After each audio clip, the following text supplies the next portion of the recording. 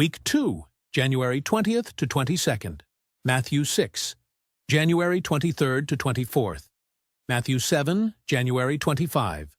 Matt 8, January 26 to 27. January 28 to 29. Matt 9, January 30 to 31. Genesis 32 to 33. Matt 10. Here is a brief summary of Genesis 20 to 22. Genesis 20. Abraham and Sarah's encounter with Abimelech. Abraham and Sarah journey to Gerar, where Abraham, fearing for his life, tells Abimelech, the king, that Sarah is his sister. God intervenes and warns Abimelech in a dream that Sarah is Abraham's wife, leading Abimelech to restore Sarah to Abraham and offer compensation. Genesis 21. The birth of Isaac and Hagar's departure. Sarah gives birth to Isaac, fulfilling God's promise to Abraham. Isaac's birth brings joy, but also tension, as Sarah demands that Hagar and her son Ishmael be sent away. God reassures Abraham and promises that Ishmael will become a great nation. Hagar and Ishmael are provided for by God in the wilderness. Genesis 22. The binding of Isaac. God tests Abraham's faith by asking him to sacrifice his son Isaac. Abraham prepares to obey, but an angel of the Lord stops him at the last moment, providing a ram as a substitute sacrifice. This act reaffirms Abraham's faith and God's promises to him. Matthew 6, is part of Jesus' Sermon on the Mount, which focuses on practical teachings about righteous living and true discipleship. Here are some key themes and teachings from this chapter. 1. Giving to the needy. Jesus emphasizes that acts of charity should be done quietly and sincerely, not for public admiration. He encourages giving in secret, with the assurance that God, who sees in secret, will reward you. 2. Prayer. Jesus teaches how to pray with sincerity and simplicity through the Lord's Prayer, which emphasizes humility, dependence on God, forgiveness, and seeking God's will. 3. Fasting. Similar to giving and praying, Jesus instructs that fasting should be done discreetly, without drawing attention to oneself, as a personal devotion to God. 4. Treasures in heaven. Jesus advises against accumulating earthly wealth and instead encourages storing up treasures in heaven, where they are secure and eternal. 5. Worry and trust in God. Jesus teaches not to worry about material needs like food, drink, and clothing. He reassures that God, who takes care of the birds and flowers, will surely provide for his people. Instead, Jesus encourages seeking first the kingdom of God and his righteousness. 6. Genesis 23. The death and burial of Sarah, Abraham's wife, passes away at the age of 127. Abraham mourns her death and seeks a burial place for her. He negotiates with the Hittites to purchase the cave of Machpelah from Ephron the Hittite as a burial site. This chapter highlights the formalities and respect shown in the transaction, marking the cave as Abraham's family tomb. 7. Genesis 24. Isaac and Rebekah. Abraham, now old, sends his senior servant to find a wife for his son Isaac from his relatives in his homeland. The servant prays for guidance and meets Rebekah, who is kind and generous. She offers water to the servant and his camels, fulfilling the servant's prayer sign. The servant learns that Rebekah is the daughter of Bethuel, making her a relative of Abraham. Rebekah agrees to marry Isaac and travels back with the servant. Upon her arrival, Isaac meets and marries Rebekah, finding comfort after his mother Sarah's death. Matthew 7. Matthew 7 is the final chapter of the Sermon on the Mount and contains several important teachings of Jesus. 1. Judging others. Jesus warns against judging others harshly. emphasizing that the same standards we use to judge others will be used to judge us. He uses the metaphor of removing the plank from our own eye before addressing the speck in our brother's eye. 2. Ask, seek, knock. Jesus encourages persistent prayer and trust in God, promising that those who ask will receive, those who seek will find, and to those who knock, the door will be opened. 3. The Golden Rule. Jesus teaches the principle of treating others as we would like to be treated, summarizing the law and the prophets. The narrow and wide gates. Jesus describes the narrow gate that leads to life and the wide gate that leads to destruction, urging people to choose the narrow path. 5. True and false prophets. Jesus warns about false prophets who come in sheep's clothing but are inwardly ravenous wolves. He advises that we will recognize them by their fruits. 6. True and false disciples. Jesus emphasizes that not everyone who calls him Lord will enter the kingdom of heaven, but only those who do the will of his Father. 7. The wise and foolish builders. Jesus concludes with the parable of the wise and foolish builders, highlighting the importance of putting his words into practice. The wise man builds his house on the rock, while the foolish man builds his house on the sand. When the storms come, the house on the rock stands firm, while the house on the sand falls. These teachings emphasize practical faith, humility, discernment, and obedience to God's will. Genesis 25. The death of Abraham. Abraham takes another wife, Keturah, and has several more children. However, Isaac remains his primary heir. Abraham passes away at the age of 175 and is buried by his sons Isaac and Ishmael in the cave of Machpelah, where Sarah was buried. The generations of Ishmael.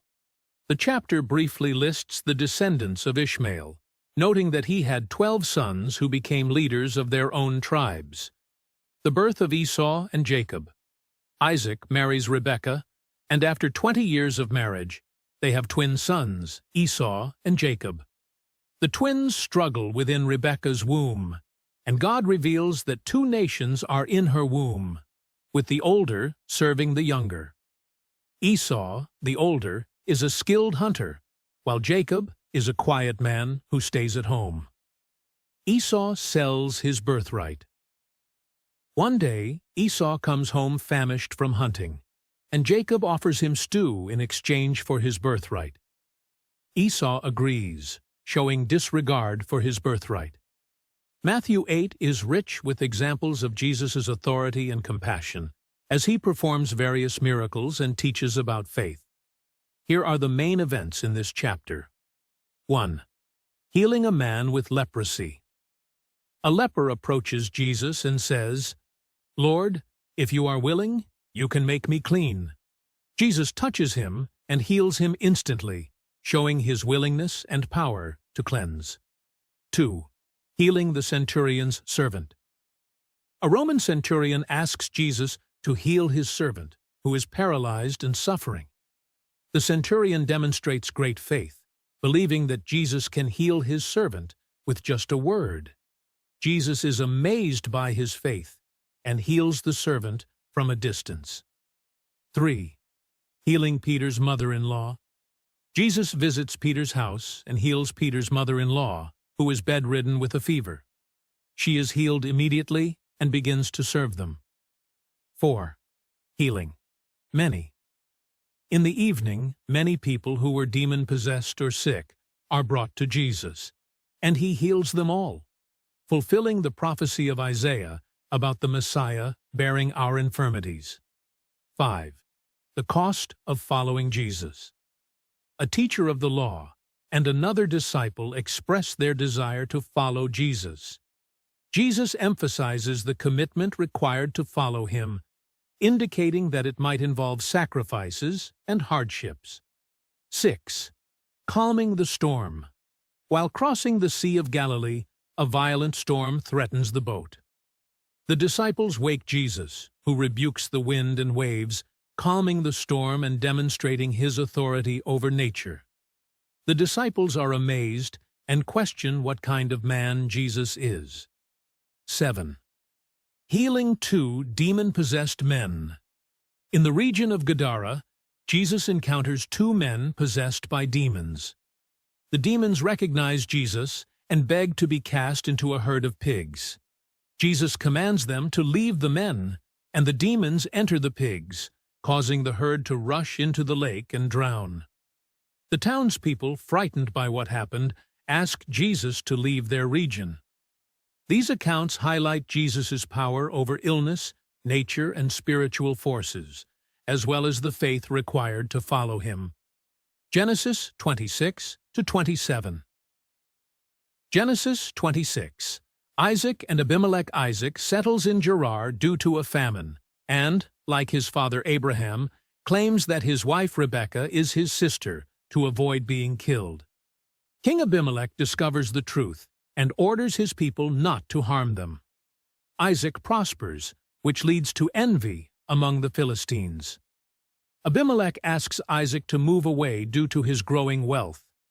Isaac reopens the wells dug by Abraham, facing disputes with local herdsmen, but eventually finds peace at Beersheba, where God reaffirms his promise.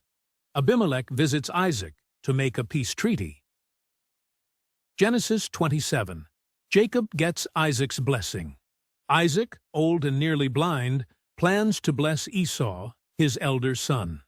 Rebekah overhears and devises a plan for Jacob to receive the blessing instead. Jacob deceives Isaac by pretending to be Esau, wearing Esau's clothes and goat skins to mimic his brother's scent and feel.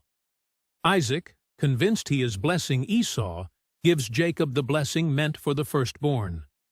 Esau returns and discovers the deception, leading to great distress and a vow to kill Jacob. Rebekah advises Jacob to flee to her brother Laban's house in Haran to escape Esau's wrath. These chapters highlight the themes of deception, blessings, and familial conflict that play crucial roles in the patriarchal narratives. Genesis 28. Jacob's dream at Bethel. Isaac sends Jacob to Paddan Aram to find a wife from among his relatives. On his journey, Jacob stops to rest and has a dream of a ladder reaching to heaven, with angels ascending and descending on it. God appears to Jacob and reaffirms the covenant made with Abraham, promising him numerous descendants and the land on which he is lying. Jacob wakes and names the place Bethel, house of God, and vows to make the Lord his God if God protects and provides for him on his journey. Genesis 29. Jacob meets Rachel. Jacob arrives in Paddan Aram and meets Rachel at a well. He is overjoyed to learn that she is the daughter of Laban, his mother's brother. Jacob stays with Laban and falls in love with Rachel. He agrees to work for Laban for 7 years in exchange for Rachel's hand in marriage. However, Laban deceives Jacob by giving him his elder daughter Leah instead. Jacob confronts Laban, who explains that it is not customary to give the younger daughter before the elder. Laban agrees to give Rachel to Jacob as well, in exchange for another 7 years of work. Jacob agrees, and after a week, he marries Rachel too. These chapters emphasize themes of covenant, divine encounters, love, and deception. Matthew 9 is packed with miracles and teachings that highlight Jesus' authority and compassion. Here are the main events in this chapter. 1. Jesus heals a paralyzed man. Jesus returns to his hometown and heals a paralyzed man brought to him on a mat. Before healing him, Jesus tells the man that his sins are forgiven, which causes controversy among some scribes. To prove his authority, Jesus heals the man, who then gets up and walks. 2. The calling of Matthew. Jesus calls Matthew, a tax collector, to follow him. Matthew leaves his job and hosts a meal for Jesus and his disciples, which prompts criticism from the Pharisees. Jesus explains that he came to call sinners, not the righteous. Third question about fasting. Disciples of John the Baptist ask Jesus why his disciples do not fast like they and the Pharisees do. Jesus responds with analogies about a bridegroom, new cloth on an old garment, and new wine in old wineskins, emphasizing the newness of his ministry. 4. A dead girl and a sick woman. A synagogue leader named Gerar asks Jesus to heal his dying daughter. On the way, a woman who has been bleeding for 12 years touches Jesus' cloak and is healed. Jesus then goes to Jairus' house and raises his daughter from the dead. 5. Jesus heals the blind and the mute. 2 blind men follow Jesus, asking for mercy. Jesus heals them and tells them to keep it quiet. But they spread the news. Jesus also casts out a demon from a mute man, enabling him to speak. This amazes the crowd, but the Pharisees accuse Jesus of driving out demons by the prince of demons. 6. The harvest is plentiful. Jesus travels through towns and villages, teaching, preaching, and healing. Seeing the crowds, he is moved with compassion because they are like sheep without a shepherd. He tells his disciples that the harvest is plentiful, but the workers are few, urging them to pray for more workers. These events showcase Jesus' power over illness, sin, and death, and highlight his mission to bring healing and salvation. Here's a summary of Genesis 30 to 31. Genesis 30. O Jacob's children. Rachel and Leah, Jacob's wives, continue to compete for his affection and for bearing children. Leah gives birth to more sons, Issachar and Zebulun, and a daughter named Dinah. Rachel, who had been barren, finally gives birth to Joseph, after God remembers her and answers her prayers. O Jacob's prosperity. Jacob makes an agreement with Laban to take all the speckled and spotted livestock as his wages. Using selective breeding, Jacob ensures that the strongest animals are speckled and spotted, thereby increasing his wealth significantly. Genesis 31. O Jacob leaves Laban. After noticing Laban's changing attitude towards him and being instructed by God to return to his homeland, Jacob decides to leave. He takes his family and flocks secretly. Rachel steals her father Laban's household gods. O Laban pursues Jacob. Laban catches up with Jacob and confronts him about his secret departure and the theft of his household gods. Jacob, unaware of Rachel's actions, allows Laban to search for the idols. Rachel successfully hides them. O covenant at Mizpah. After resolving their differences, Jacob and Laban make a covenant at Mizpah, setting up a heap of stones as a witness to their agreement. They promise not to harm each other and go their separate ways. These chapters highlight themes of family dynamics, divine intervention, and the fulfillment of God's promises despite human flaws and conflicts. Genesis 32. O Jacob prepares to meet. Esau, Jacob, returning to Canaan with his family and possessions, learns that his brother Esau is coming to meet him with 400 men. Fearing Esau's possible vengeance, Jacob divides his family and flocks into 2 groups to minimize the risk. O Jacob's prayer. Jacob prays to God, expressing his fear and seeking protection for his family. He reminds God of his promises. O Jacob's gift to Esau. To appease Esau, Jacob sends ahead a lavish gift of livestock. O Jacob wrestles with God. During the night, Jacob wrestles with a mysterious man until daybreak. The man touches Jacob's hip, dislocating it, but Jacob refuses to let go until he receives a blessing. The man renames him Israel, meaning he struggles with God. Jacob names the place Peniel, acknowledging he has seen God face to face. Genesis 33. O Jacob meets Esau. Jacob and Esau finally meet. Esau runs to Jacob, embraces him, and they weep together, indicating a heartfelt reconciliation. O Jacob's generosity. Jacob insists Esau accept his gift, emphasizing that seeing Esau's friendly face is like seeing the face of God. O separation. Esau offers to accompany Jacob, or leave some of his men to help, but Jacob politely declines, citing the need to move at a pace suitable for his children and livestock. Esau returns to Seir, while Jacob heads to Sukkoth, and later to Shechem, where he buys a piece of land and sets up an altar, naming it El Elohe Israel. These chapters focus on themes of reconciliation, faith, and God's intervention in the lives of his people. Matthew 10 focuses on Jesus sending out his 12 disciples with specific instructions and warnings about their mission. Here are the main points. 1. The 12 disciples. Jesus names the 12 disciples who will be his apostles: Simon, Peter, Andrew, James, son of Zebedee, John, Philip, Bartholomew, Thomas, Matthew, the tax collector, James, son of Alphaeus, Thaddeus, Simon the Zealot, and Judas Iscariot, who later betrays Jesus. 2. Instructions for the mission.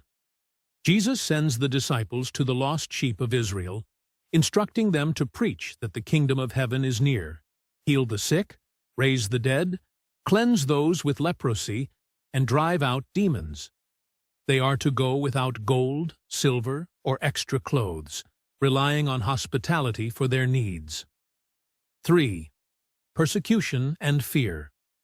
Jesus warns the disciples that they will face persecution and opposition even from their own families.